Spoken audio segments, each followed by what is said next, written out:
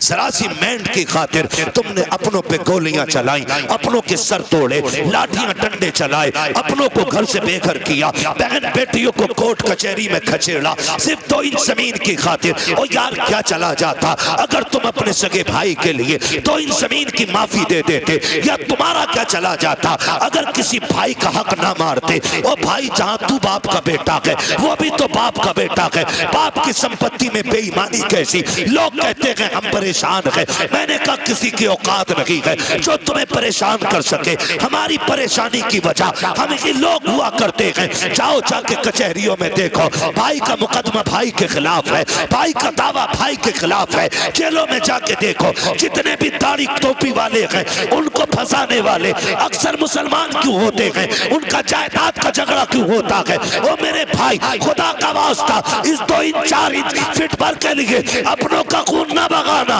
इसलिए कि दौलत हाथ का मैल होती है लेकिन अपने मेहनत से नहीं बल्कि रब की तौफीक और नसीबों से मिला करता। बात याद रखें, हुजूर से जो हमारा रिश्ता है ना, वो हमारी जान से ज्यादा, हमारे माल से ज्यादा, हमारी औलाद से ज्यादा, हमारी कुल कायनात से ज्यादा, हमें सबसे ज्यादा अगर कोई अजीज है तो हमारा नबी अजीज है। और ये हमारे कौलो फेल से जाहिर होना चाहिए।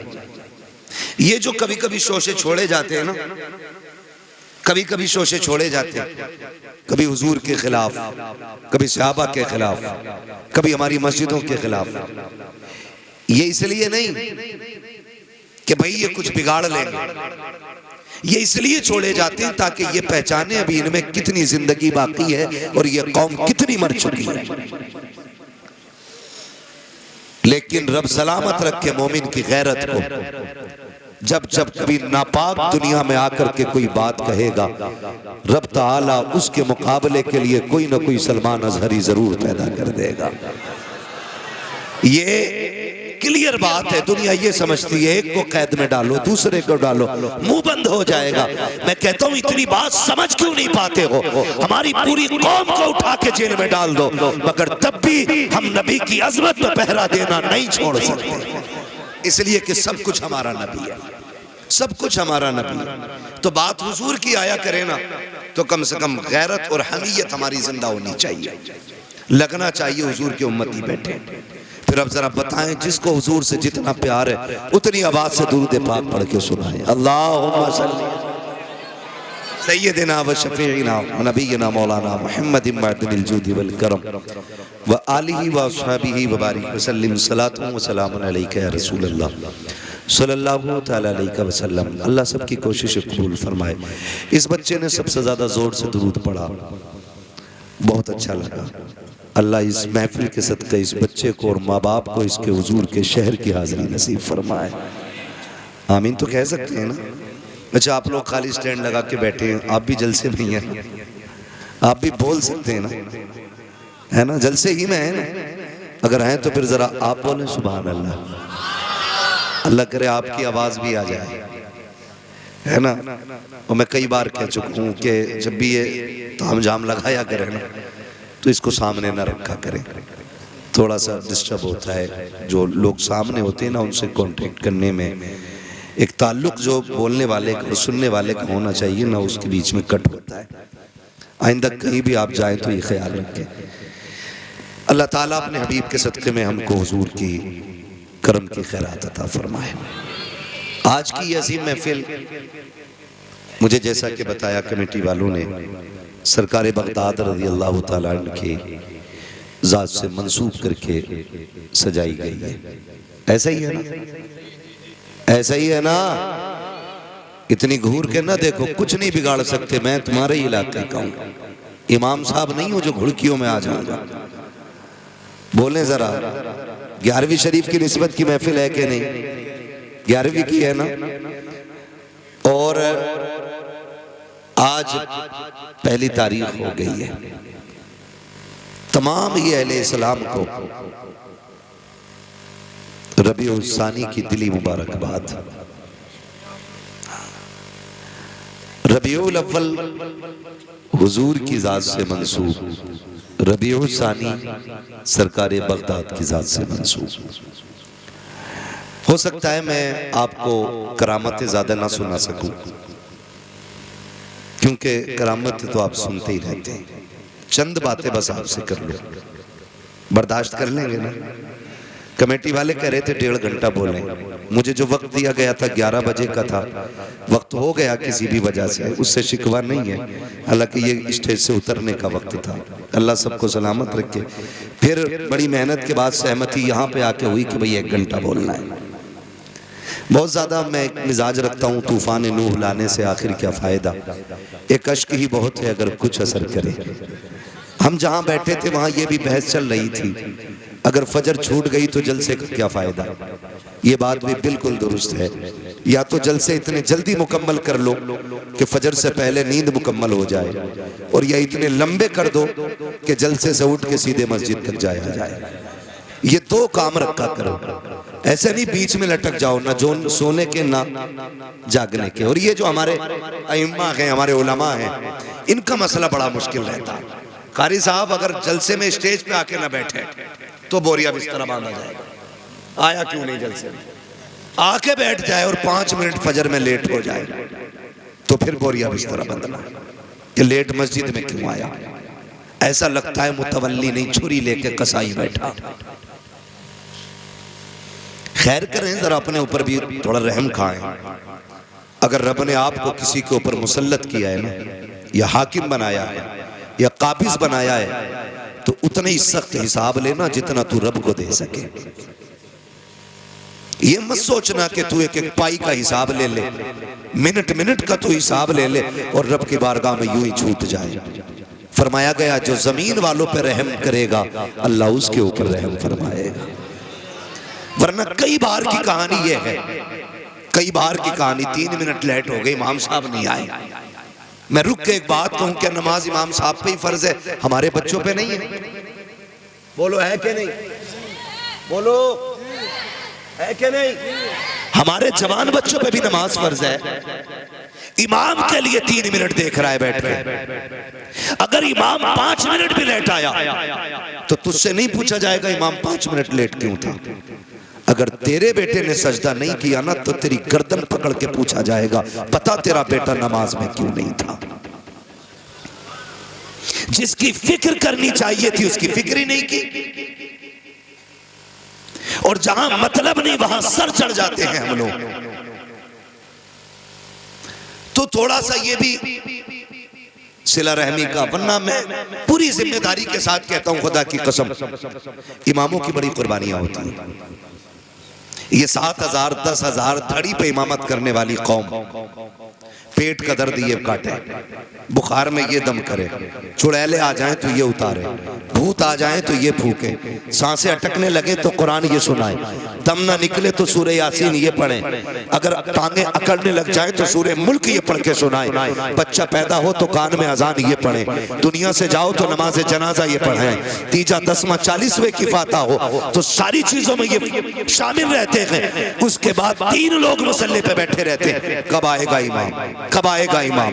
थोड़ा रहम करें, थोड़ा रहम करें। मैंने यहाँ तक देखा है इमामों ने 25-25 साल गाँव के लिए कुर्बान कर दिए, और लेकिन जरा सी एक कोताही की बुनियाद पे हमारी मस्जिद का मुतवल्ली कान पकड़ के कहता चलो जी तुमसे मतलब नहीं है, तुमसे अच्छे अच्छे पढ़े हैं, वो भाई इसने 25 साल तुम्हारे बीच गुजारे हैं, एक जानवर 10 साल आपके खूंटे पे रह जाता है, तुम्हें उससे प्यार हो जाता है, 10 महीने बकरा लेके बांध लेते हो, कुर्बानी पे कुर्बान करते वक्त आंसू आ जाते हैं। हम कितने बेहिस हो गए हैं, जिसने 25 साल हमारे बच्चों को कुरान पढ़ाया, हमारी कब्रों पे खड़े होकर के अजानें पढ़ी, हमारे मरने वालों के लिए कुरान पढ़ के सुनाया, 5 वक्त हमें रब की चौखट पे ले जाता रहा।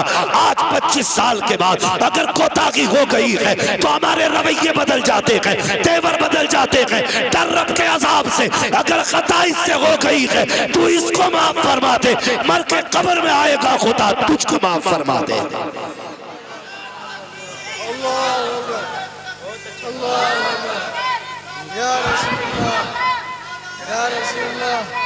हाँ ये दुख की बात है, दुख की, बदलो अपने रवैये।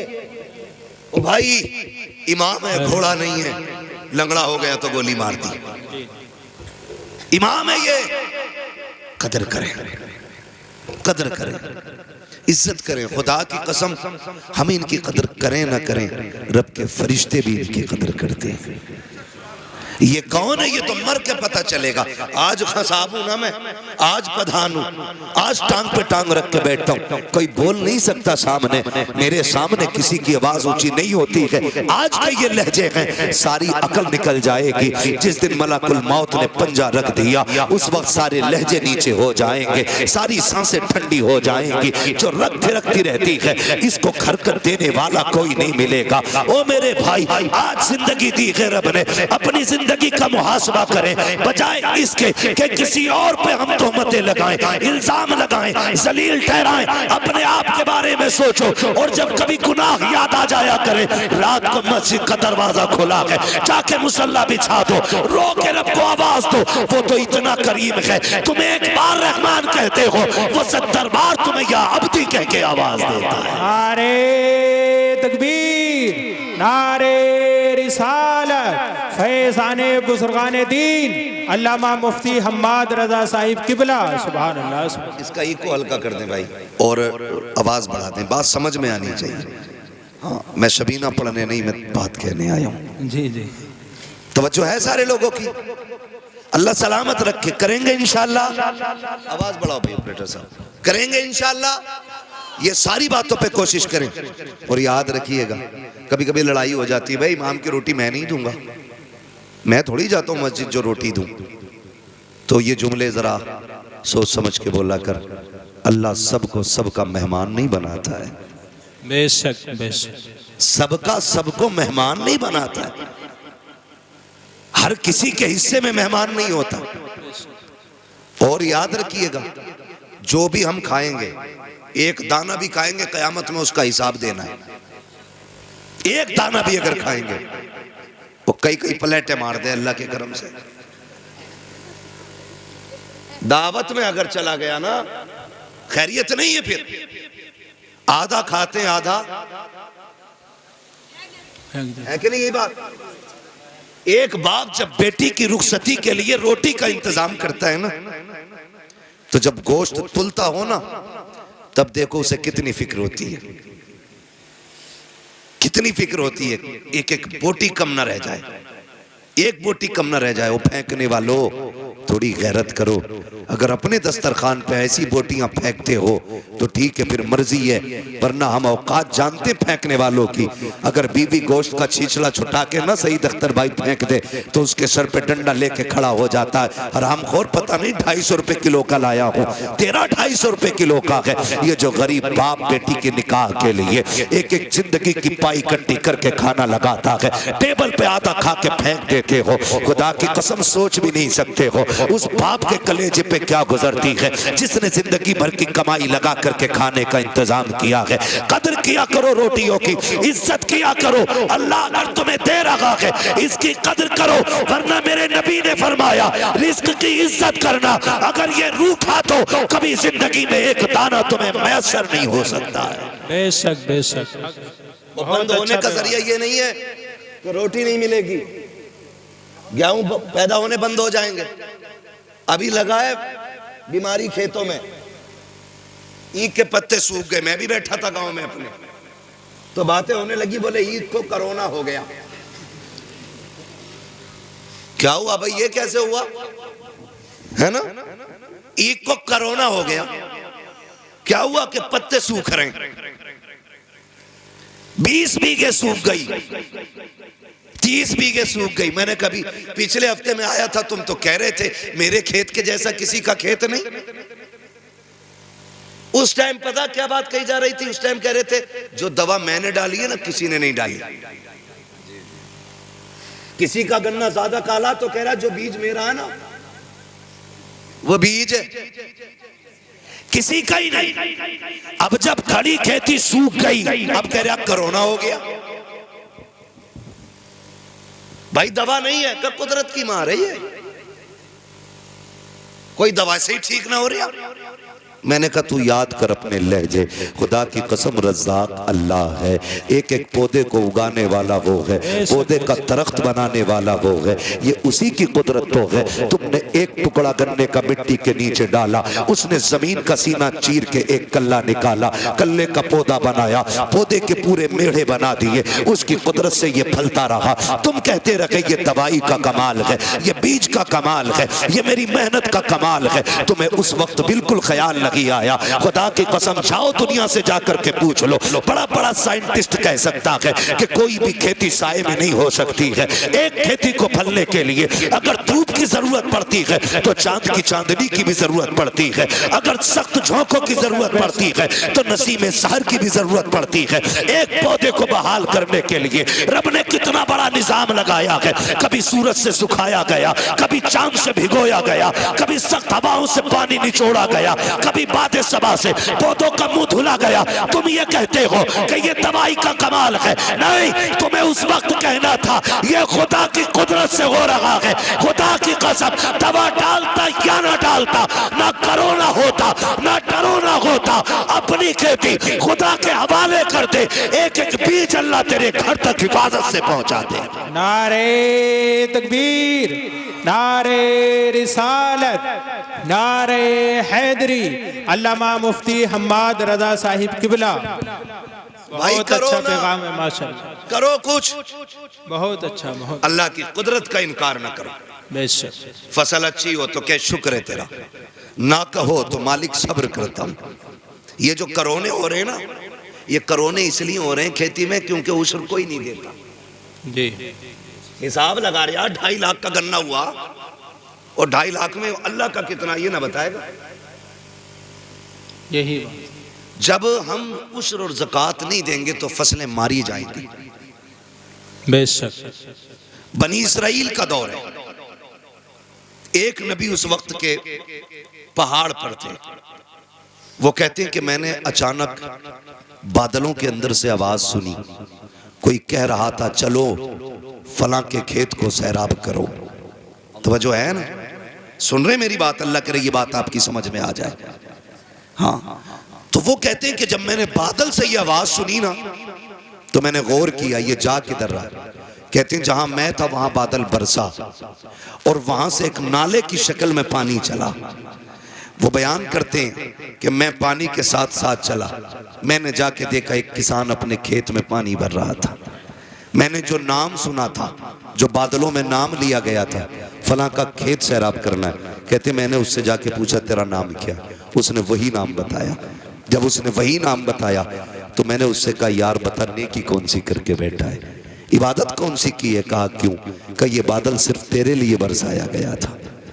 ये बनी इसराइल के नबी कहते हैं, जो उस वक्त के नबी हैं, वो कहते उस वक्त के नबी थे। उन्होंने कहा, मैंने कहा यार बता नेकी कौन सी की है, कौन सी इबादत करके बैठा है जो तेरे लिए सिर्फ बादल बरसा है? उसकी आंख में आंसू आ गए। उसने कहा इबादत क्या करूंगा, मैं रब का गुनाहगार बंदा। कहा फिर ये बादल तेरे लिए क्यों बरसा, क्या अमल करता है? उसने कहा जब मेरी खेती तैयार हो जाती है, इससे जो भी पैदा होता है उसके मैं 3 हिस्से किया करता हूँ। एक हिस्सा बच्चों पे खर्च करता हूँ, एक हिस्सा अल्लाह की रजा के लिए गरीबों में तकसीम करता हूँ, एक हिस्सा फसल में लगा देता हूँ। अल्लाह अकबर। आवाज आई जो हमारे लिए गरीबों पे खर्च करता है उसकी फसलें मारी नहीं जाती हैं, अल्लाह उसके नसीब का पत्थरों से पैदा फरमा दे। सुभान अल्लाह, सुभान अल्लाह, माशाअल्लाह। लेकिन हम अगर पड़ा हुआ मिल जाए ना तो माले गनीमत, रातों रात बटियां की बटियां साफ।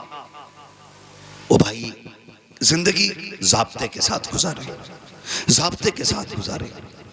हम कुछ भी नहीं और कोई औकात हमारी नहीं, सिर्फ इतनी है कि तेरे टुकड़ों पे पले गैर की ठोकर पे न डाल। बेशक। झड़कियां खाएं कहां छोड़ के सदका तेरा। हम कुछ भी है ना हुजूर के करम से, हुजूर के करम से। ये तो नसीब है हमारा कि हम हुजूर की उम्मत में पैदा हुए। और खुदा की कसम रसूल आजम भी हमारे हैं, बगदाद वाले गौसे आजम भी हमारे हैं, बगदाद वाले गौसे आजम भी हमारे। आप तारीख का ये बाप पढ़ के तो देखें, दुनिया जानती है। कई बार ये सुना होगा, वाकया सुनाना मकसद नहीं, सिर्फ कुछ बताना चाहता हूं। सरकार को उस पाक के वालिद का नाम क्या है? सलामत रहो भाई, सलामत। हजरत अबू साले जंगी दोस्त रहमतुल्लाहि ताला अलैह वालिद, यही है ना? बोलो हाँ यही नाम है, मुझे भी यही लग रहा है। वालिद कई बार सुना होगा।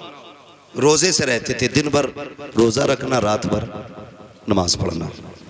एक दिन भूख तेज की लगी ना, सुने बहुत गौर से, भूख तेज की लगी तो रोजा भी था, कहने लगे चलो दरिया के किनारे इफ्तार कर लेते। पानी पीने रोजे इफ्तार के लिए गए थे, सेब आ रहा था, उठा के खा लिया। क्या किया? अच्छा बताओ, किसी के पेड़ से तोड़ा था? बोले जरा, किसी से छीना था? दरिया में बहता हुआ आ रहा था, उठा के खा लिया। जैसे ही हलक के नीचे उतरा, फौरन दिल ने सवाल किया। दिल ने कहा अबू साले, अगर रब ने कयामत में पूछ लिया कि जो सेब खाया था मालिक से भी पूछा था कि नहीं, जवाब क्या देना है? कांप गए, घबरा गए।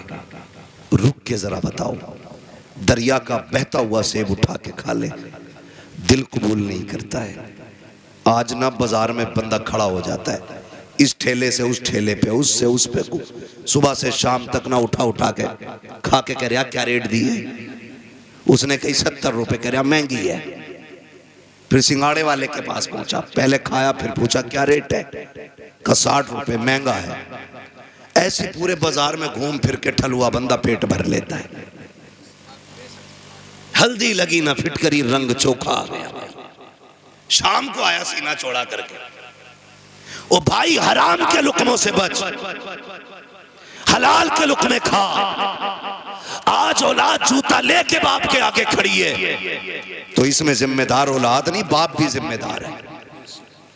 अगर तुम्हारा बेटा तुम्हारे सामने जूता लेके खड़ा है तो फिर लुकमे तलाश करो कहां से खिलाए थे, क्या खिलाया था बच्चों को। इसलिए कि अगर लुकमे हलाल के होते हैं तो औलाद माँ बाप की फर्माबरदार होती है। ये ख्याल रखिएगा मेरी बात का। हराम के लुकमे नस्लें तबाह कर देते हैं। देर नहीं लगती है ना मैंड पे चलने। हम लोग अक्सर खेत में घूमने वाले लोग, इसलिए इस लेवल से मैं बात कर रहा हूं। बारी मारी सूत के किसी के खेत में गुजर जाओ, धान के धोरा पूरा ही साफ है, एक बाल में धान नहीं मिलेगा तुम्हें, सब सूत दिए। और करना कुछ नहीं है, चार खाएगा बाकी। याद रखना हिसाब देना पड़ेगा इसका, और हिसाब इतना सख्त होगा, पूछा जाएगा जो तूने दाना चबाया था वो कितना खाया था, और जो छिलका फेंका था वो कहां फेंका था किसका, किसकी जमीन में डाला। देखने में कोई औकात है धान के छिलके की, मगर हिसाब इतना सख्त होना है। लेकिन हमें डर नहीं लगता, अरे देखा जाएगा, देखा जाएगा, कम कोई नहीं है। बाट देख लो, बेच रहा है ना तो 900 ग्राम तोल लिया, खरीद रहा तो 1 किलो 100 ग्राम डंडी मार के ले रहा। कपड़ा अगर नाप रहा है तो 10 सेंटीमीटर कम है, वो कह रहा जी इतने में ही आया। और अगर कह दो छोटा रह गया तो सुकड़ गया होगा।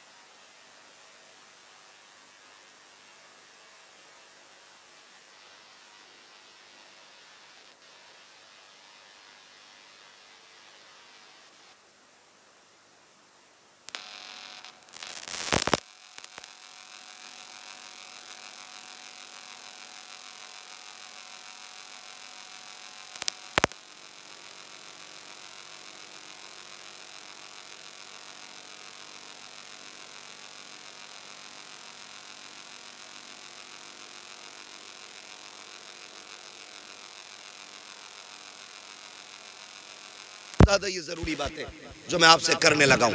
आज हुकूकुल इबाद को बंदा हल्के में लेता है। हुकूकुल इबाद जरा दिल पे हाथ रख के बताएं, हर गांव में मेंढक का झगड़ा है कि नहीं? कहीं ऐसी जगह नहीं होती है, कहीं ऐसी जगह नहीं होती है जहां मेंढक का झगड़ा ना हो। 4 इंच इधर की उधर कर दी, बड़ा बड़ा काबिल पड़ा मेंढक काटने वाला, नीचे नीचे कुरेत का पानी भर दे, अगले दिन 4 इंच खेत बढ़ जाओ उसका, क्या भाई इधर कैसे आ गई ना, लौट गई होगी। क्यों? ये तो 10 फीट की दीवार थी ना जो लौट गई होगी। और ये सोच रहा सबसे पैदावार उसे ही कुरे देगा बैठ कर। और जब सामने वाला भी कम नहीं होता, उसकी गिर गई, उसने उठाई पूरी फीट भर अंदर रख दी, तेरी माँ ने दूध पिलाया इधर रख के दिखा। याद रखिएगा हजरत अली गुजर के जा रहे हैं, 2 बंदे झगड़ा कर रहे हैं, एक कहता था जमीन मेरी है, दूसरा कहता था जमीन मेरी है। हजरत अली को आते देखा, कहने लगे अली ठहरो, तुम तो शेरे खुदा हो, और नबी ने फरमाया अना मदीनतुल इल्म वालियुन बाबूहा, मैं इल्म का शहर हूं, अली उसका दरवाजा है, फैसला कर दें। फरमाया किस चीज का फैसला? कहने लगे ये कह रहा है जमीन मेरी है, मैं कह रहा हूं मेरी है, बताओ जमीन किसकी है? आपने ठोकर मारी जमीन के। कहने लगी जमीन जानती है तू मैं कौन हूं? उसने कहा जी आपको अबू तुराब कहा जाता है। कहने लगे एक बात पूछूं? कहा पूछे ना अली। जमीन से अली बातें कर रहे हैं, बताए कि कहा क्या? कहा ये कह रहा है मेरी है, ये कह रहा है मेरी है, तू बता किसकी है? जमीन ने अजीब बात कही। जमीन ने कहा अली इनसे कह दो ना मैं इसकी हूं ना मैं इसकी हूं, बल्कि ये दोनों मेरे हैं। हुए नाम बर बेनिशां कैसे कैसे, जमीन खा गई आसमां कैसे कैसे। जमीन ने कहा था ये मेरे, इस 2-2 इंच के लिए तुमने क्या क्या ना किया। नारे तकबीर, नारे रिसालत, नारे गौसियत, मसलके आला हजरत, उलमाए अहले सुन्नत। सुभान अल्लाह। कर दो भाई, मैं इससे अच्छा तो बिना माइक बोल रहा हूं। तवज्जो है सारे लोगों की। ओ भाई अपनों का खून ना बहाएं, खून ना बहाएं अपनों का। और तुम जिसके लिए अपने का गला काट रहे हो ना, ये तुम्हारे साथ कब्र में नहीं जानी। लेके गया है कोई? गया है कोई लेके? कोई नहीं। खाली हाथ आना है, खाली हाथ जाना, खाली हाथ जाना। गए जब आए थे मुट्ठियां बंद थी, और जब जाओगे ये खुली हो जाएंगी, खुली हो जाएंगी, खुली हो जाएंगी। सिकंदर जिसने आधी दुनिया फतह कर ली थी, और उसको पूरी दुनिया का बादशाह कहा जाता है। क्यों? क्योंकि जिस स्पीड से वो दुनिया फतह कर रहा था, अगर जिंदगी साथ दे देती पूरी दुनिया फतह करता वो। जानते हो, चलते चलते रास्ते में सांप ने काटा, जहर फैला, बिस्तर पे लेट गया, तबीबों ने इलाज किया। इलाज होते होते एक दिन तबीबों ने हाथ उठा दिए। तबीबों ने कहा ये बादशाह अब आखिरी लम्हात आ गए, बचोगे नहीं। उसने कहा कितना वक्त है? कहा बस चंद सांसें हैं। उसने कहा क्या मैं यहां से अपने वतन नहीं जा सकता? उन्होंने कहा नहीं, अब इतनी मोहलत नहीं है तुम अपने वतन जा सको। तब सिकंदर ने कहा था मेरे पास बहुत दौलत है, जाओ जाकर के ऐलान कर दो मेरी सारी दौलत कोई ले ले और इतनी सांसें दे दे कि मैं अपने मुल्क में जाके मर सकूं। तो सबने कहा था बादशाह सारी कायनात लेकर के कोई तुझे एक सांस नहीं दे सकता। उसने कहा फिर दौलत किस काम की? कहा लोगों मैं मर जाऊं, मेरे हाथ कफन से निकाल देना। कहा किस लिए? ताकि दुनिया को बता दो ये दौलत इतनी बेवफा है, तुम्हारे ही काम नहीं आनी है। हाथ निकाल देना ताकि दुनिया दौलत को सब कुछ न समझे, दुनिया जान ले सिकंदर खाली हाथ आया था, खाली हाथ गया। नारे तकबीर, नारे रिसालत, नारे गौसियत, मसलके आला हजरत अल्लामा मुफ्ती हम्माद रजा साहिब किबला। सुभान अल्लाह, बहुत अच्छा पैगाम। ओ भाई ये किसी के साथ नहीं गई है, और यह के बाद दीगरे सब की बारी है। आज मेरी है, कल आपकी बारी है। लोग कहते हैं हम उसे छोड़ के आए कब्रिस्तान। औकात क्या तुम छोड़ के आए? वो तुम्हें लेके गया था कब्रिस्तान तक। वो जो जनाजे में लेटा है ना, वो तुम्हें लेके गया था। वो गड्ढा दिखा के लाया है, उसने कब्र दिखाई है, उसने मिट्टी दिखाई है, उसने तख्ते दिखाए हैं, उसने अंधेरा घर दिखाया है। उसने कहा मैं तो चल दिया, तू इसकी तैयारी करके आना, तू इसकी तैयारी करके आना। लोग समझ बैठे हैं कि नहीं नहीं जी, जो भी है ऊपर ही ऊपर है। नहीं, असल मामला नीचे का है, असल मामला नीचे का है। हलाल की दौलत इकट्ठा करना बच्चों के लिए, ये दुनिया बड़ी बेवफा है। मर के देखो, अगर बाप करोड़ों भी छोड़ के गया है ना, तो बेटों ने सोने के सिक्के नहीं दिए मस्जिद में। ये नहीं सोचा मेरे अब्बा ने मेहनत से कमाई थी, लाओ इसे ही बख्शवा लिया जाए। सोचा ही नहीं। सोचा बाप की जायदाद है तो भाई ये माले गनीमत है, अब नहीं दूंगा मैं किसी को। ना करें, अपने जीते जी आखिरत का इंतजाम करें। सरकार गौसे पाक के वालिद ने वो सेब खा लिया, ख्याल आया माफी लेनी चाहिए। दरिया के किनारे किनारे चले, बाग मिल गया सेब का, टहनियां लटकी हुई पके सेब लगे थे। समझ गए इसी बाग का सेब होगा।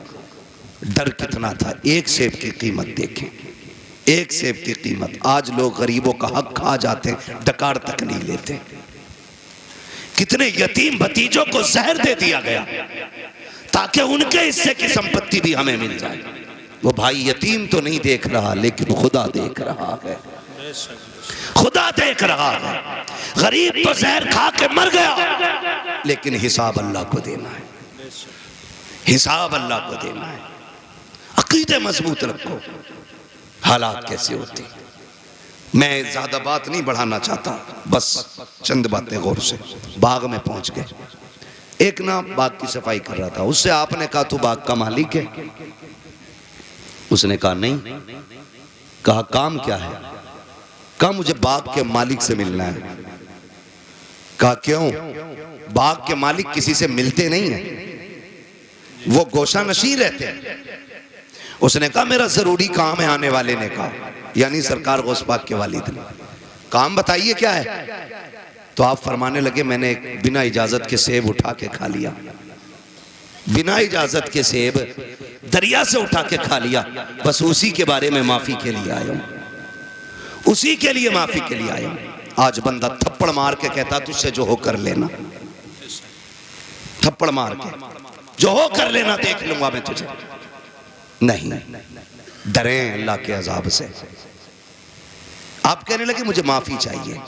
खादिम गया, आप ना एक झोंपड़ी में इबादत में मसरूफ थे, जाके पूछा हुजूर इजाजत दें तो एक परदेसी है, नौजवान है, आपसे मिलना चाहता है।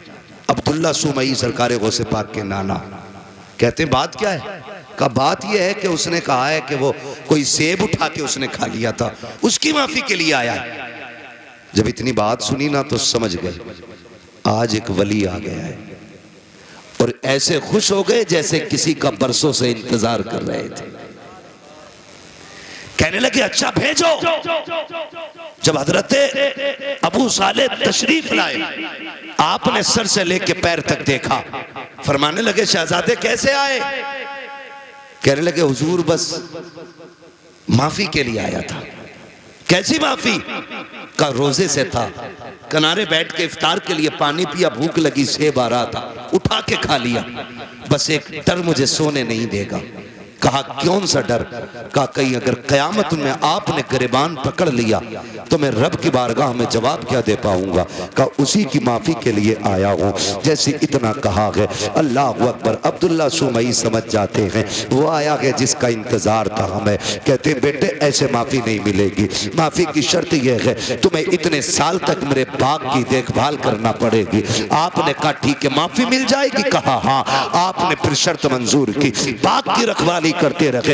एक मुद्दत मुकर्ररा तक आपने बाग की रखवाली की है। जब मुद्दत पूरी हो जाती है फिर उठ के जाते हैं बाबा आप तो माफी दे दीजिए। कहा भी मुद्दत पूरी हो गई है। आप कहते हैं मुद्दत पूरी हो गई? कहा हाँ। माफी चाहिए? कहा हाँ। का इतने दिन और आपको काम करना पड़ेगा। फिर आपने शर्त मानी है। जब भी मुद्दत पूरी हो जाती है फिर जाते हैं कहा बाबा आप तो माफी दे दो। का बस एक शर्त रह गई है, अगर ये मान लोगे तो मैं तुम्हें माफी दे दूंगा। कहा कौन सी शर्त है? कि तुम्हें मेरी बेटी से निकाह करना पड़ेगा, निकाह करना पड़ेगा। इतना सुना आंख में आंसू आ गए। बाबा जी ये फैसले हमारे घर के बड़े किया करते हैं, हमारा तो काम नहीं है। कहा अगर नहीं कर सकते तो जाओ, फिर आज के बाद तुम्हें सेब की माफी नहीं मिलने वाली। आप कहते हैं मंजूर है, सेब की माफी के लिए हम ये भी करेंगे। कहा पहले सुन तो लो बेटी कैसी है। कहा बताइए। कहा आंखों से अंधी है मेरी बेटी, हाथों से लूली है मेरी बेटी,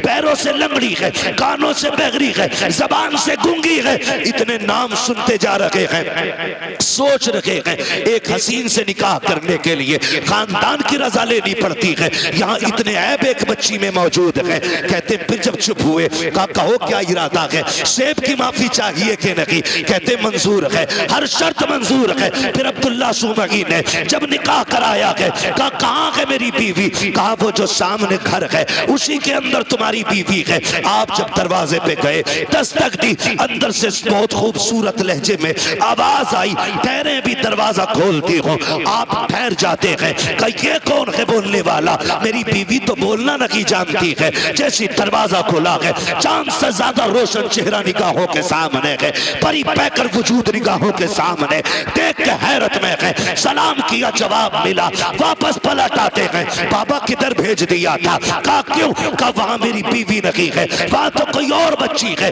कहा क्यों? कहा उसकी आंखें भी मौजूद हैं, वो बात भी करती है, वो तो चल के आई है, हाथों से दरवाजा खोला है, मुस्कुरा के कहते हैं बेटे वही तो तेरी बीवी है। कहा ये कैसे हो सकता है? कहते नहीं बेटे तुम सुनो तो सही, मैंने आंखों का अंधा इसलिए कहा था कि उसने आज तक शरीयत के खिलाफ कोई चीज नहीं देखी है, आज तक गैर महरम को नहीं देखा। गूंगी इसलिए कहा था, कभी जबान से नाजायज जुमला नहीं कहा। आपको मैंने हाथों के पाकिज इसलिए कहा कि नाजायज काम नहीं किया है, पैरों से लूला लंगड़ा इसलिए कहा कि गलत तरफ चली नहीं है। ये बातें जब सुनी है कहते बाबा बता तो सही ये क्यों किया गया? कहते बेटे आज तू आया नहीं है, परसों से तेरा इंतजार था। मैंने कहा था मालिक बेटी शान वाली दी है, बेटा कहाँ मिलेगा? कहा बाग मेरे हम लेके आएंगे, उसको पहले आजमा लेना, फिर इंतजार के साथ तू उसका निकाह कर देना। कहते ये जो मैंने काम कराया है तुझसे मजदूरी नहीं ली है, कीमत नहीं ली है, आजमा रहा था देखूं ये मेरी बेटी के लिए सही है कि नहीं। कहा तेरे तकवे ने बता दिया मेरी बेटी के लिए इस वक्त जमीन पे तुझसे ज्यादा बेहतर कोई हो ही नहीं सकता। नारे तकबीर, नारे रिसालत, नारे गौसियत, फैज़ाने गौसे आजम, फैज़ाने बुजुर्गाने दीन। सुभान अल्लाह। एक सेब के लिए अनदेखे में कह रहे हैं मुझे लूली भी पसंद है, लंगड़ी भी पसंद है। आज तो सगा बेटा अब्बा से कहते था, अब्बा कहता मैंने फला जगह रिश्ता कर दिया, बेटा कहता मुंह बंद रखो, लड़की मैं खुद देखूंगा। हाँ मैं खुद देखूंगा। अब्बा के मुंह का थूक सूख जाता है ये सुन करके। तू देखेगा भाई? हाँ तुम क्या जान, तुम हो ओल्ड मॉडल, हम हैं न्यू मॉडल, तुम पुराने दौर की सोच रखने वाले। अब तुम्हें क्या पता औरत आज के दौर में कैसी होनी चाहिए। मैं नौजवानों तुम्हें मशवरा देके जा रहा हूं, मुफ्त में बेहतर मशवरा। बताऊं, जब भी निकाह करना माँ बाप की मर्जी से निकाह करना, बेशक बुरा ना मानना। 3 घंटे नाली पे बैठ के बात करके कह रहा नहीं मुझे पता लड़की कैसी होनी चाहिए, तमाम मच्छर खा के खुजाते खुजाते पागल कुत्ते की तरह खुजा रहा है। अब्बा से कह रहा मुझे पता है कैसी होनी चाहिए, तुम्हें नहीं पता। अरे इसने 40 साल एक औरत के साथ गुजारे, ये जानता क्या अच्छाई होती है उसमें, क्या बुराई होनी चाहिए। और तू 3 घंटे फोन पे चिपक के कह रहा मुझे पता है। सुन भाई, अगर तुझे 3 घंटे में पता तो हमें तेरा भी अंजाम पता है। 6 महीने नहीं गुजरेंगे, या तो तलाक का तोहफा उसके सर पे होगा या मर्डर करके तू फ्रिज में रख चुका होगा। इसलिए आपसे गुजारिश है, रिश्ता करें तो बुजुर्गों की मर्जी के साथ करें। इसलिए कि अगर 1% कमी रिश्ते में होती भी है ना, तो उस कमी को माँ बाप की दुआएं पूरा कर दिया करती हैं। उस कमी को माँ बाप की दुआएं पूरी कर दिया करती हैं। कभी अपनी मर्जी नहीं लगानी है कि भाई मैं अपनी मर्जी से निकाह करूंगा। मेहनत से बाप पालता है। आज हम पूछते हैं ना क्या किया अब्बा ने, औलाद आगे आई तो पता चला बाप का किरदार क्या था। आज जब बेटे ने उंगली थाम के कहा ना अब्बा मेले में जाना है, तो पता चला कि बाप ने हमें कैसे पाला था।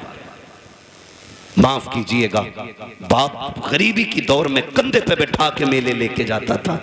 आज बाइक होते हुए हम अपने बाप का बोझ हॉस्पिटल तक नहीं ढो सकते। काई की इंसानियत हमारे अंदर।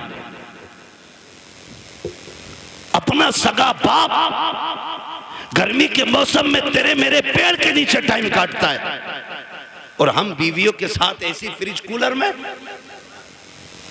और कह रहा मौलवी तावीज दे दे बरकत हो जाए। देख तेरी बरकत रोडों पे फिर रही है, तेरी बरकत पेड़ों के नीचे है।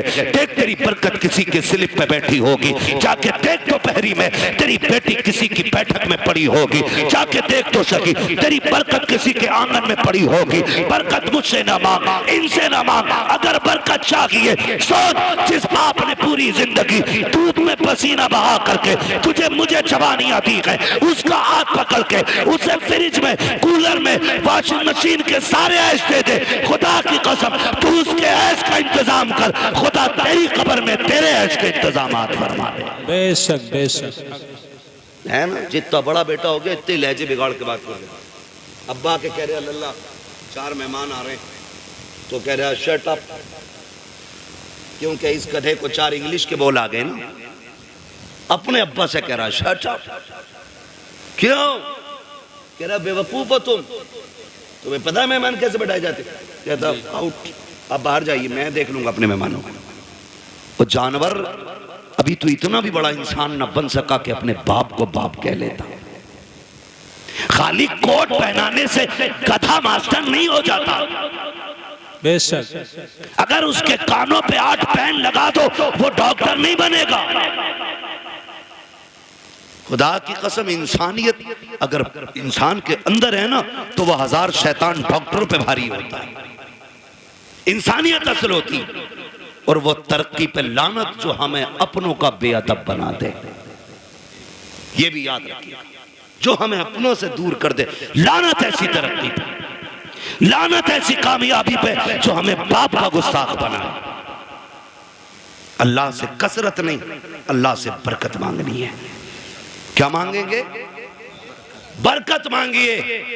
कसरत तो ये है 15 लाख कमाते महीने में और खर्च 16 लाख होते। बताओ बंदा गरीब है क्या अमीर? गरीब। 15 कमा रहा है, 16 लाख खर्च कर रहा है। अमीर है क्या गरीब? जोर से, क्योंकि हर महीने 1 लाख का कर्जमंद हो रहा है। वो बंदा कमाता है 5000 और 4000 खर्च कर लेता, 1000 बच जाता। बताओ बंदा अमीर है क्या गरीब? बोले अमीर। ये बरकत और कसरत का फर्क है। 15 लाख में भी गुजारा ना हो इसे कसरत कहते हैं, और 500 रुपए में दिन कट जाए इसे बरकत कहते हैं। अपने रब से कसरत नहीं, बरकत मांगो, बरकत मांगो। शोहरत नहीं, इज्जत मांगो, इज्जत मांगो। और इज्जतें उन्हें मिलती हैं जो इज्जत वाले लोग होते हैं। करेंगे इंशाअल्लाह माँ बाप का एहतराम। संडे को छुट्टी होती है स्कूलों की। मेरा टाइम खत्म हो गया, अभी ओवर चल रहा है। होती है कि नहीं? संडे को छुट्टी होती है, ऑफिस की, कॉलेजेस की, इन सब की छुट्टी होती है। तो कोई वाइफ के साथ, दोस्तों के साथ छुट्टी मनाने जाता है। अल्लाह तौफीक दे, घर में बूढ़ा बाप हो, खाने पीने की गुंजाइश हो, एक दिन गाड़ी में बैठा, लेके निकल मार्केट। उससे पूछ जैसे वो बचपन में पूछा करता था क्या खाएंगे। कभी बाप से कहना अब्बा क्या खाएंगे। दिखा कभी उनको, अब्बा तुम्हारे दौर में ये कोल्ड ड्रिंक नहीं होती थी, अब्बा तुम्हारे दौर में ये आइसक्रीम नहीं होती थी, अब्बा इस दौर में देखो, अब्बा बताओ ना क्या खाओगे। खुदा की कसम तेरे खिलाने से खून नहीं, तेरा इतना कहने से ही बाप का खून बढ़ जाएगा। इतना कह देने से बाप का खून बढ़ जाएगा। खाली कहो अब्बा खाना क्या है। रोज कहते हो ना बेटे बता क्या पकेगा, रोज पूछते हैं हम। बीवी कहती है ना क्या बनना है, पूछ लो बच्चों से। बच्चे कहते हैं चिकन खाना, मटन खाना, ये फ्राई वो फ्राई। हम ये कहते हैं। कभी माँ बाप को बैठा के कहे अब्बा आज तुम बताओ क्या बनेगा। आज जो तुम कहोगे वो पकाया जाएगा। कभी उनकी मर्जी से भी खिलाओ, कभी उनकी मर्जी से बनाओ। और बीवी से कहते सुन, बहुत सुनिए, हर जगह अपनी चलाई हमने, लेकिन आज के बाद हमारे माँ बाप की चलनी है। इनकी मर्जी से पकेगा, जो ये कहेंगे वो खिलाया जाएगा। खुदा की कसम मैं समझता हूं 50% दवाएं बंद हो जाएंगी अगर औलाद बाप के साथ ये रवैया इख्तियार कर ले। एक टूटा हुआ इंसान, एक बिछड़ा हुआ इंसान, एक जंगल में खोया हुआ इंसान किसकी तलाश करता है?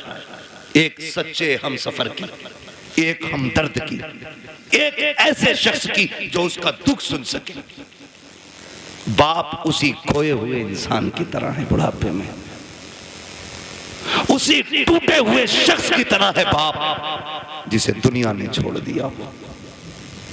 वो चारपाई पे पड़ा है, उसे आज तेरे सेब की जरूरत नहीं, तुम्हारे जूस की जरूरत नहीं, आज उसे तुम्हारे 2 मीठे बोलों की जरूरत है।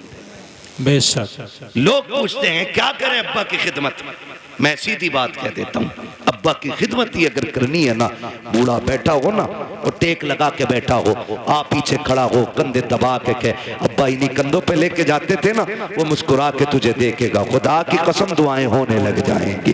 तू कभी कंधे दबा उसके, कभी तलवों में बैठ, कभी उसके गले में हाथ डाल। यारों के साथ तो खड़े हो जाते हो, बगल में बगल डाल के खड़े हो जाते हो, यूं भी लिपटा लेते हो, यूं भी पकड़ लेते हो। कभी बाप के कंधे पे हाथ रख के कहे अब्बा बताओ ना जिंदगी का कोई मंजर तुम्हें याद है कि नहीं, बताओ तुमने जवानी में कौन सा बड़ा कारनामा किया था। खुदा की कसम देखना जो ऐसे सिमट के बैठा होता है, जब बच्चे कहते हैं अब्बा बताओ जवानी का, फिर वो यूं होके बैठ के कहता है सुन जब मेरी उम्र 25 साल थी मैंने ये कारनामा अंजाम दिया था, जब मैं 30 साल का हुआ मैंने ये कारनामा अंजाम दिया। और जब बात तारीफ की आए बाबा कह के उसका हौसला बढ़ाता जा और ये कहता जा अब्बा ये तेरा जिक्र था जो तूने किया है, ये तेरा हौसला था जो तूने किया है, अब्बा हमसे तेरी तरह नहीं होगा। इतना कह के तो दे, खुदा की कसम अगर बुढ़ापे में जवानी नजर ना आ जाए तो आगे बात करें। नारे तकबीर, नारे रिसालत, अजमते वालिदैन, अल्लामा मुफ्ती हम्माद रजा साहिब किबला। वक्त दो अपने बाप को, बैठा करो उनके पास, कभी पूछो उनसे हाल चाल, अब्बा बताओ ना कैसी कट रही है, अब्बा बताओ ना क्या हो रहा है। वो तुम्हें हाले दिल बताएगा, वो तुम्हें हाले दिल बताएगा। फिर उसके साथ बैठो, उससे पूछो, उसको सुनाओ अपनी। खुदा की कसम फिर जीने के मजे देखो। बेटे बेटे मेरे सामने कोई ऐसा नहीं है जो हम में बिना बाप के आया है ना, सारे बाप वाले लोग हैं ना अल्हम्दुलिल्लाह, है कि नहीं भाई? समझदार बच्चे बैठे हैं, कोई ना समझ नहीं है, फिर सर नहीं हिलाना है, जुबान से बोलना है कि नहीं। सारे बाप वाले लोग हैं ना, अल्लाह ने सबको बाप की नेमत से नवाजा है। ये अलग बात है, कुछ कब्रिस्तान में आराम कर रहे हैं, कुछ बिस्तर में आराम कर रहे होंगे, लेकिन सारे बाप वाले लोग। जानते हो जिसका बाप ना अपनी कठिनाइयां गिनाया करे, उस बेटे पे लाजिम है वो और ज्यादा सिमट के अपने बाप के पैरों में बैठे। आज तुम्हारी जेब पे मेडल लग गया ना, आज तुम शान वाले हो गए ना, लेकिन बाप के आगे कुछ नहीं, बाप के आगे कुछ नहीं। वो कभी तुम कहो ना अब्बा बताओ ना घर का खर्च कैसे चलता था, वो ये कहना यार तुम्हारे दौर की तो बात अलग है, हमने तो यार रक्शे चला के बस पेट पाले। तो उसके कदमों में बैठ के कहे अब्बा आज जो ये कलम का दौर है ना, ये तेरे रक्शे का कमाल है। उस कामयाबी को भी बाप की मजदूरी पे डालो। कभी कभी ना बेटे कह देते हैं तुम्हारे रक्शे की वजह से हम जलील हुए, तुमने किया ही क्या है रक्षा चलाने के लिए। ओ भाई जब बाप पसीने में डूब के घर आए ना मजदूरी का पैसा लेके, और पसीने में कपड़े भीगे हों, उसे मजदूर कह के जलील न कर, उसका हाथ पकड़ के कह अब्बा एहसान है कि तू हमें पाल रहा है, शुक्र है तेरे कपड़े मेहनत के पसीने में तो भीगे हैं, लेकिन किसी के हराम के खून में भीगे हुए नहीं है। तूने हमें चटनी की, हमें पसीने की कमाई की चटनी खिलाई है, हराम के मुर्गे नहीं खिलाए हैं। ये उससे कह खुदा की कसम आज उसने 1 रुपए मेहनत की है, कल वो तेरे लिए 1.5 रुपया मेहनत करके लेके आए। लेकिन हम ना निकम्मे हो गए, हमने बाप की मेहनत पे पानी फेर दिया। और याद रखिएगा मैं आपको बता दूं, लोग पूछते हैं वजीफा वजीफा, एक सीधा सा वजीफा, वली बनना चाहते हो तो माँ बाप से दुआएं लिया करो। वली बनना चाहते हो तो माँ बाप से दुआएं लिया करो।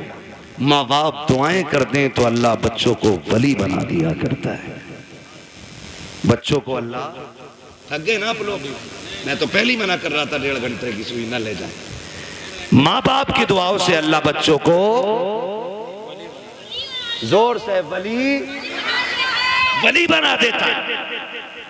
ये माँ बाप की दुआएं होती हैं।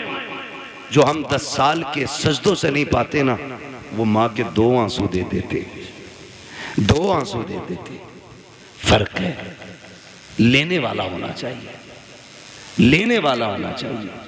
इनके कदमों में बैठो, इनकी जूतियां उठाओ। हम कितने भी बड़े हो जाएं, माँ बाप से बड़े नहीं हो सकते। सरकारे बगदाद पढ़ें आप तारीख, जाने लगे। माँ ने क्या कहा, बेटे अब्दुल कादिर जा रहे हो? जी अम्मी। का जरा हाथ में हाथ तो दो। का लो, हाथ में हाथ दिया। कहने लगी बेटे वादा करके जा, कभी झूठ नहीं बोलेगा। खुदा की कसम, ये माँ की जबान थी, झूठ नहीं बोलेगा। माँ वादा करता हूँ, ना आज तक बोला है ना आज के बाद कभी झूठ बोलूंगा। ये वादा आज इसलिए लिया गया, अब तक तो माँ के सामने थे, अब माँ की नजरों से ओझल हो रहे थे। माँ वादा ले रही है। एक झूठ कितनी बुराई के दरवाजे खोलता है। ये सरकार गौस पाक की अम्मी का वादा बता रहा है कि सबसे बड़ा वादा लिया, अब्दुल कादिर झूठ ना बोलना। ये वादा लेके चले, चोरों ने पकड़ा, लूटा सबको। आपके पास भी आया, छानबीन की, नहीं मिला, चला गया। बादशाह ने पूछा जो डाकू का सरदार था, सब कुछ ले आए? कहा हाँ। कहा कोई बचा तो नहीं? एक ने कहा एक बच्चा बचा है, हमने तलाश किया तो कुछ नहीं है, लेकिन वो बता रहा उस पर 40 सिक्के सोने के, हमने सारे छान ली। उसने कहा बुला के लाओ। सरकार गौस पाक तशरीफ लाए। डाकुओं के सरदार ने कहा बेटे क्या है तुम्हारे पास? कहा सोने के सिक्के। कहा कितने? कहा 40। कहा किधर? कहा मेरी माँ ने मेरी सदरी में सिल दिए थे। सदरी का बंद तोड़ा गया, सिक्के खन खन गिरे। डाकुओं का सरदार क्या कहता है? बेटे झूठ बोल के बचा सकते थे। मेरे गौसे पाक क्या कहते? मैं घर से चला था तो मेरी माँ ने वादा लिया था कि झूठ नहीं बोलना है। अगर मैं झूठ बोल देता पैसे बच जाते, लेकिन माँ से किया हुआ वादा तो टूट जाता ना। उस पाक फरमाते हैं कि ऐसे 40,000 सिक्के कुर्बान, लेकिन माँ से किया हुआ वादा नहीं तोड़ा जाएगा। अल्लाह, माँ से किया हुआ वादा नहीं तोड़ा जाएगा। जैसे इतनी बात कही है, डाकुओं के सरदार ने तोड़ के कहा था शहजादे बता तो सही किस खानदान से ताल्लुक रखता है? फरमाते मैं मुस्तफा के खानदान से ताल्लुक रखता हूँ, मैं हसनी हुसैनी सैयद हूँ। जैसे इतना कहा है, उसने कदम पकड़े, कहने लगे शहजादे माफी चाहते हैं, दुख दिया, हमें तौबा करा दीजिए। कहा क्यों? काम ये सोच रखे हैं तुम्हें माँ का वादा याद है, हम गुनाहगारों को खुदा का वादा याद नहीं था। अल्लाह अल्लाह सरकार से पाक ने तौबा कराई डाकुओं के सरदार को। तो जो पीछे वाले लोग थे ना मुक्तदी उसके, कहते हैं जब पीर साहब जन्नत में जाएंगे तो फिर हम भी तो जाएंगे। उस्ताद के साथ वो भी तौबा करके गौस पाक के हाथ पे फिर ताइब हो गए। फरमाया गया जितने लोगों को बगदाद वाले ने तौबा कराई थी, अल्लाह ने सबको वली बना दिया था। सुभान अल्लाह, सबको वली बना दिया था। ये शान सरकार गौसे पाक की है। तो मेरे भाई, माँ होती है, चाहे वो गौसे पाक की माँ क्यों ना हो। माँ तो माँ है, चाहे मेरे नबी की माँ क्यों ना हो।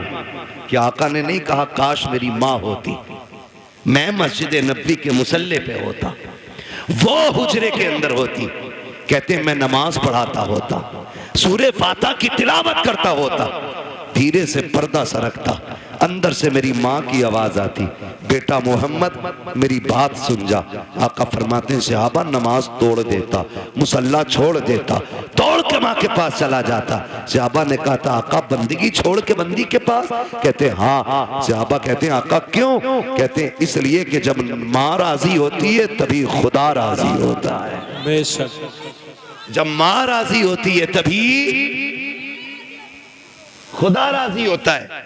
कोशिश ये करनी है अपने माँ बाप की खिदमत करेंगे इंशाअल्लाह। बेशक, इंशाअल्लाह।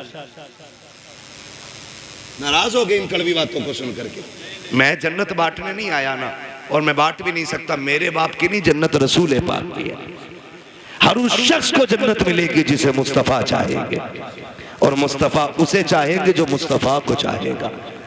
हाँ, इसलिए मेरी गुजारिश आपसे है, रवैये दुरुस्त करें, अपने लहजे अच्छे करें, हराम के लुकमों से बचें, हलाल की तरफ बढ़ें। कोशिश ये करें कि हम जब तक जिंदा रहेंगे अपनी ज़रूरतें अपने रब की बारगाह में पेश करेंगे। हमारा रब हमारी ज़रूरतें सुनेगा, वही सुनने वाला है, वही देखने वाला है, वही देने वाला है। अगर दुआएं कबूल नहीं होती हैं, आसान तरीका मेरे इमाम ने बताया, कहते हैं वही रब है जिसने तुझको हमतन करम बनाया, हमें भीख मांगने को तेरा रास्ता बताया। तुझे हमद है खुदाया, तुझे हमद है खुदाया, वो कवारी पाके मरियम व नफ़ख्तु फीह कातम है अजब निशान आज़म, मगर आमिना का जाया वही सबसे अफजल आया, वही सबसे अफजल आया। वो भाई नौजवानों, बच्चों, बुजुर्गों, मुसीबत आ जाए हराम की तरफ हाथ नहीं बढ़ाना है, अपने रहमान की तरफ हाथ बढ़ाना है, अपने रब की तरफ हाथ बढ़ाना है। अगर थक जाए, आफतों से घिर के बैठ जाए तो फिर बेबस नहीं होना है, फिर करीम रब को आवाज देना, फिर देखना तुझे पुकारने में देर लगेगी, उसकी तरफ से मदद को आने में देर नहीं लगती है। बेशक मदद को आने में देर नहीं लगती है, लेकिन रवैया ही उल्टा। पेट में दर्द उठेगा, कह रहा हाय मैया, फिर मैया आ गई तो कह रहा हाय डॉक्टर, डॉक्टर ने कहा बस्ट हो गया आता, अब ना बचेगा, तो कह रहा या अल्लाह, ये जो बाद में आया ना या अल्लाह, ये पहले आना चाहिए था, ये पहले आना, बस इतना बदलना है अपने को। जब दर्द लगे, चोट लगे, नुकसान हो, तो या अल्लाह सबसे पहले जबान से निकलना चाहिए।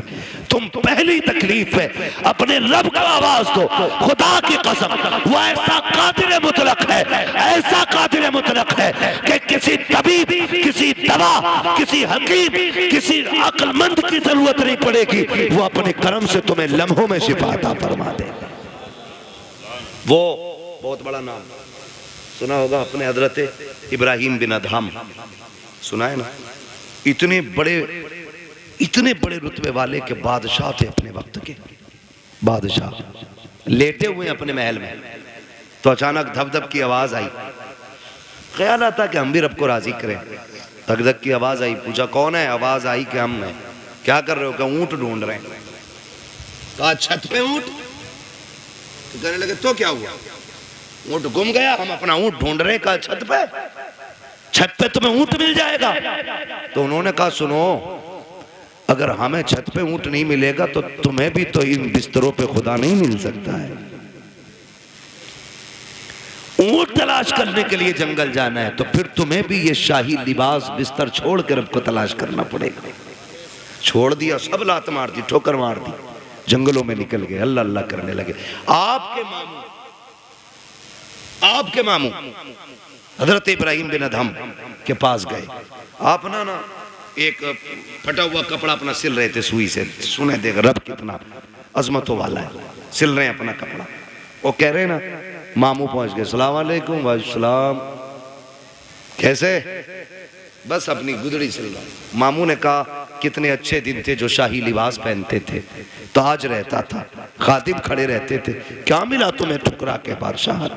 आज ये फटे कपड़े सिल रहे हो ना, क्या मिला? क्या मिला? आपने इतना सुना ना, कि पूछना चाहते हो मुझे क्या मिला? कहा हाँ, आपने जो सुई हाथ में थी दरिया में फेंक दी। कल सुई थी, उससे भी हाथ धो बैठा, अब सिलेगा कैसे? फरमाने लगे ठहरो, आवाज देते मछलियों जरा सुई लेके आओ।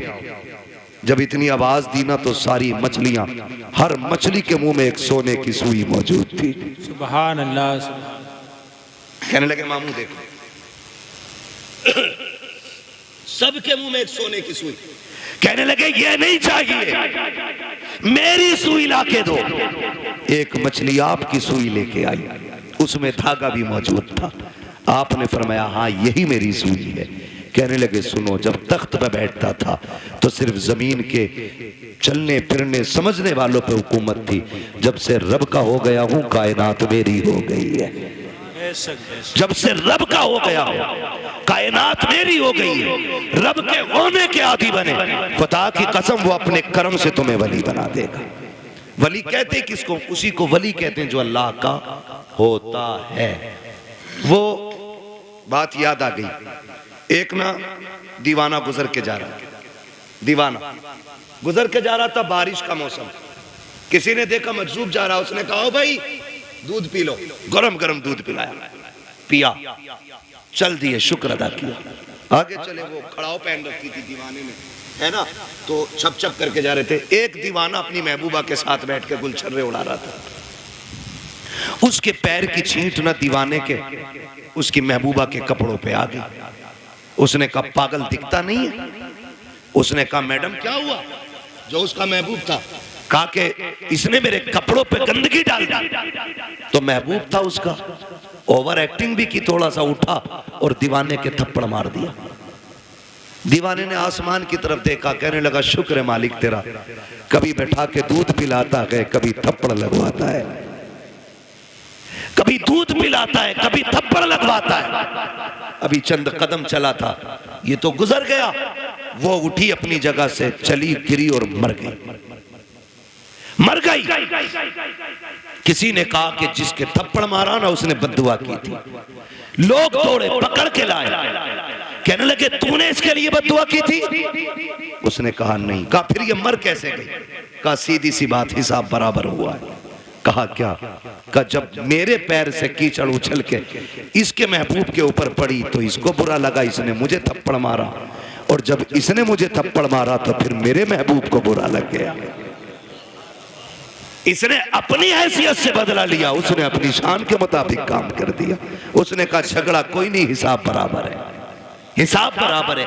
यही हजरत अली फरमाते हैं कि जब भी तुम्हारा मुकाबला किसी गरीब से हो तो अल्लाह से डरना, गरीब से डर जाना, कमजोर से डरना, भले ताकतवर से मत डरना। किसी ने कहा था, अली कमजोर से क्यों डरना? ताकतवर से डरना समझना आता है, कमजोर से डरना समझना नहीं आता। तब हजरत अली ने कहा था, सुनो, जब ताकतवर पे तुम ताकत दिखाओगे तो वो अपनी ताकत से बदला ले लेगा, लेकिन अगर तुम कमजोर पे ताकत इस्तेमाल करोगे तो वो बदला खुद नहीं लेगा, उसका बदला अल्लाह लेता है। कौन लेता है? अल्लाह लेता है। इसलिए हमेशा कोशिश ये करना, कभी किसी का दिल ना टूट जाए, कभी किसी की आह ना लग जाए। और भाई शान से जी लेना की काफी नहीं है। ये जनाजे के कंधे भी बड़े अहम हुआ करते हैं, जनाजों में चलने वाले लोग भी बड़े अहम होते हैं। खाली भीड़ बढ़ा लेना काफी नहीं है, उनके अंदर हमदर्दों का होना भी बड़ा जरूरी होता है। किसी को इतना सता के ना जाना कि तेरे जनाजे में हंसता हुआ जाए और वो ये कहे, अच्छा हुआ मर गया। अगर किसी ने इतना कह दिया, अल्लाह कयामत में तेरे बगल में खड़ा करके कहेगा, बता क्या दिल दुखाया था जो तेरी मौत पे ये खुश हो रहा था, कितना सताया था जो इसने तेरी मौत पे खुशियां मनाई थी। कोई बचाने वाला नहीं होगा। अपने मरने के बाद ऐसे हालात छोड़ जाना ताकि गरीब रो के ये कह सके, मालिक आज के बाद सहारा कौन बनेगा, भूखों को कौन खिलाएगा, प्यासों को कौन पिलाएगा। ऐसे लोग छोड़ जा, तेरा तीजा हो ना हो, तुझे बख्शवाने के लिए कब्र में मुस्तफा आ जाए। सुभान अल्लाह। असल ये है, लहद में इश्क रुखे शह का दाग लेके चले, अंधेरी रात सुनी थी चराग लेके चले, तेरे गुलामों का नक्शे कदम है राह खुदा, वो क्या भटक सके जो ये सुराग लेके चले। इसलिए अपने मरने के लिए तैयारी कर ले। अरे हम तो मर जाएंगे यार, हमें क्या देखना। नहीं, बड़ी गैरत आती है, बड़ी गैरत आएगी। बहुत गौर से ये बात सुनने में, कई बार ऐसा होता है, अब्बा की कब्र पे खड़े होकर बेटा कहता, भाई मेरे अब्बा ने किसी के पैसे लिए तो बता दो, मैं दे दूंगा, मैं दे दूंगा। अब्बा की कब्र पे खड़े होकर। भाई मैं इस माइक की वजह से अपने रोटेशन पे नहीं बोल पा रहा हूँ, शजरा तो कतई नहीं पढ़ पाऊंगा इस पर। मैं बिना माइक के पढ़ दूं, क्योंकि माइक जो है ना, जब मैं अपनी ताकत में आ रहा हूं तो ये बिल्कुल दबा दे रहा है। ये थोड़ा सा ये डिस्टर्ब हो रहा है ना इसमें, वो उनकी कमी नहीं है, थोड़ा मशीनरी ऐसी है, आपने थोड़ा सा ज्यादा ही सस्ता कर लिया है ना। जब जलसा बड़ा किया करो ना तो सेटिंग सही नहीं हो पाई शायद इसकी। मैं अपनी खुद रोटेशन पे जिस ले में मैं बात बोलता हूँ बोल ही नहीं पा रहा हूँ। थोड़ी देर बोलता हूँ आपको ही समझ आना बंद हो जाती है ना। बस तवज्जो करने थोड़ा सा, जरा बोल दें सुभान अल्लाह। मैंने क्या बात कही अभी आपसे? अपने जनाजे में ऐसे लोग छोड़ के जाना, जो तेरे मरने के बाद तेरे ना होने का एहसास करें, तो जिंदगी जिंदगी। तेरे जाने पे अगर किसी ने जश्न मनाया तो फिर कोई जिंदगी जिंदगी नहीं। कई बार होता अब्बा की कब्र पे खड़े होकर बेटा कहता मेरे अब्बा ने किसी का कुछ लिया हो तो भैया तो मांग लो या माफ कर दो, है ना। बता तेरे अब्बा ने जो एक नाली के ऊपर एक गरीब के थप्पड़ मारा था उसका हिसाब कौन देगा? जो एक गरीबान का गरीब का गिरबान पकड़ के बाप ने धक्का दे के कहा था औकात क्या है तेरी, तो तुम्हें क्या लगता आज बेटे की माफी से बाप माफ हो जाएगा? जब बाप की कब्र पे खड़े होके बेटा कहता है अगर किसी का मुझ पे हक हो मेरे बाप पे आके ले ले, तो मेरे भाई कोई बेटा नहीं दे पाएगा। जब बेटा कहता मसीयत का नकीब कहता है आज तेरी माफी से इसकी माफी नहीं होनी है, हमने बार बार इसको डराया था, बार बार इसको बताया था कब्र में आना है, आज ही आ चुका है, अब तेरी माफी से इसका कुछ नहीं होने वाला है। आज हम इससे एक एक बात का गिन गिन के हिसाब लेंगे।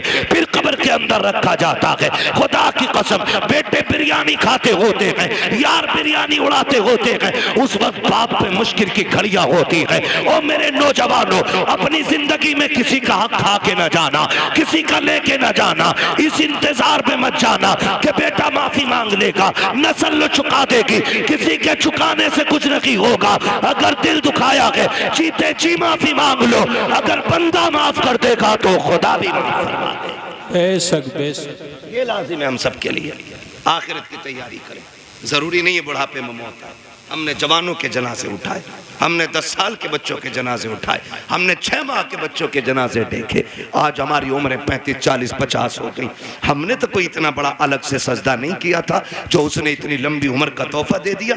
वो हमें भी तो 6 महीने पे मार सकता था, हमें भी तो 8 साल की उम्र में खत्म कर सकता था, हमें माँ के पेट से मुर्दा पैदा कर सकता था। लेकिन एहसान है उसने जिंदगी दी है तो इसका एहसान मानो। इस जिंदगी का कर्ज ये है कि लम्हा लम्हा अपने रब को याद करो, सांस सांस मुस्तफा पे दुरूद पढ़ो और ये ऐलान कर दो तुम्हें जाना तुम्हें माना, ना रखा गैर से काम, लिल्लाहिल हम्द में दुनिया से मुसलमान गए।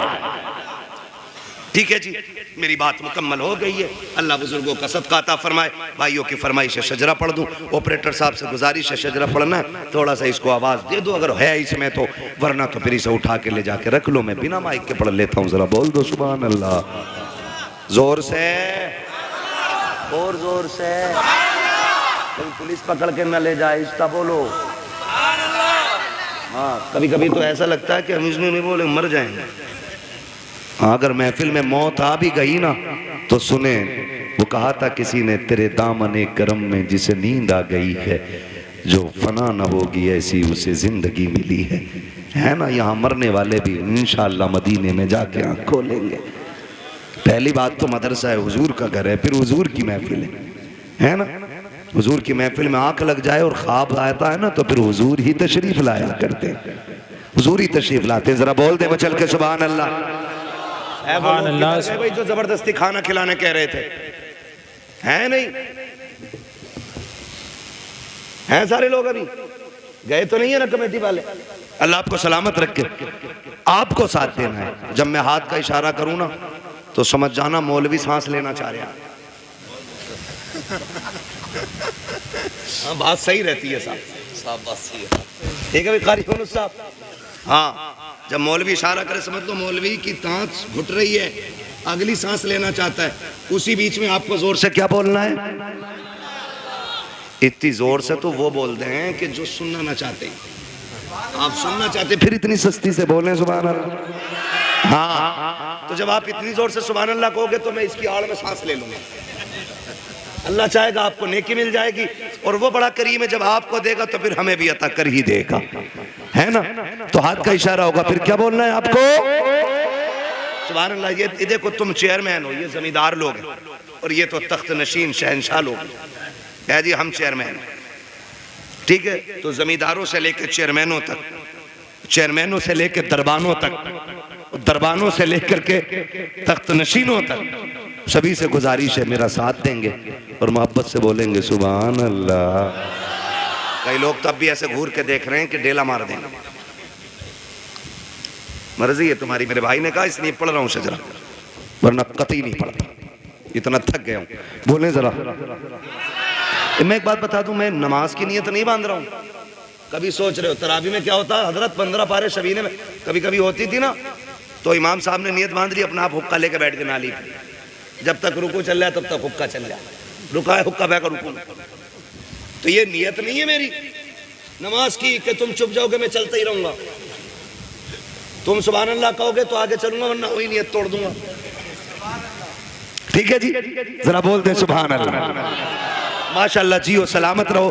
2 बज गए हैं लेकिन लग नहीं रहा 2 बजने। 2 घंटे और बोल लूं, कर लूं 2 घंटे और तकरीर। इधर वाले लोग सोच रहे हैं घर पे पिटाई पक्की है, बता के ही नहीं आए। हाँ मेरे भाई सलामत रखिए अल्लाह तुम्हें, ये मोहब्बत है। देखो तकरीबन 600 सवा 600 किलोमीटर का सफर करके अब तक आया, ट्रेन से नहीं, फ्लाइट से नहीं, अपनी गाड़ी से। थका हुआ था, आपने इस मोहब्बत से सुना कि थकन का एहसास ही खत्म हो गया। अब इस मोहब्बत से आपको शजरा सुनना है कि मुझे लगे ही नहीं मैं तकरीर कर चुका हूं। बोले जरा सुभान अल्लाह। आदम के बेटे शीश, देखो कैमरे वालों पे कतई उम्मीद ना रखिए, ये जलसे में नहीं, ये बिजनेस में आए हैं। ठीक है जी, जलसा तुम्हारा और मेरा है। हाँ फिर आपको मेरा साथ देना। बोले जरा सुभान अल्लाह। आदम के बेटे शीश, शीश के बेटे यानस, यानस के बेटे कैनान। माशाअल्लाह अल्लाह सलामत रखे। कुछ लोग अब भी ये सोच रहे हैं कि मौलवी करेगा क्या, मैं आ रहा हूँ तुम्हारे ही थोड़े, आ जाओ नीचे को। हाँ कतई नीचे उतार दियो तुम। बोले जरा सुभान अल्लाह। आदम के बेटे शीश, शीश के बेटे यानस, यानस के बेटे कैनान, कैनान के बेटे मैलाइल, मैलाइल के बेटे ब्यारत, ब्यारत के बेटे इदरीस, इदरीस के बेटे मुतवश्शिक, मुतवश्शिक के बेटे लबकने के नाम, लबकने के नाम के बेटे नूह, नूह के बेटे साम, साम के बेटे जुलात, जुलात के बेटे शालिक, शालिक के बेटे आबिर, आबिर के बेटे दाता, दाता के बेटे रावा, रावा के बेटे सारू, सारू के बेटे नाखुर, नाखुर के बेटे तारिक, तारिक के बेटे इब्राहिम खलीलुल्लाह, इब्राहिम खलीलुल्लाह के बेटे इस्माइल ज़बीहुल्लाह, इस्माइल ज़बीहुल्लाह के बेटे केदार, केदार के बेटे अवाम, अवाम के बेटे हमल, हमल के बेटे साबित, साबित के बेटे सलमान, सलमान के बेटे रईसा, रईसा के बेटे इलियासा, इलियासा के बेटे औद, औद के बेटे अव्वा, अव्वा के बेटे अदनान, अदनान के बेटे मोहित, मोहित के बेटे नदार, नदार के बेटे मुदर, मुदर के बेटे इलियास, इलियास के बेटे मुदर, सुभान अल्लाह, सुभान इलियास के बेटे मुदरिका, मुदरिका के बेटे खदीमा, खदीमा के बेटे किनाना, किनाना के बेटे नदर, नदर के बेटे मालिक, मालिक के बेटे फहर, फहर के बेटे गालिब, गालिब के बेटे लुई, लुई के बेटे खाब, खाब के बेटे मुर्रा, मुर्रा के बेटे किलाब, किलाब के बेटे कुसै, कुसै के बेटे अब्दे मनाफ, अब्दे मनाफ के बेटे हाशिम के, हाशिम के बेटे अब्दुल मुत्तलिब के, अब्दुल मुत्तलिब के बेटे अब्दुल्लाह के, अब्दुल्लाह के बेटे मोहम्मदुर रसूलुल्लाह।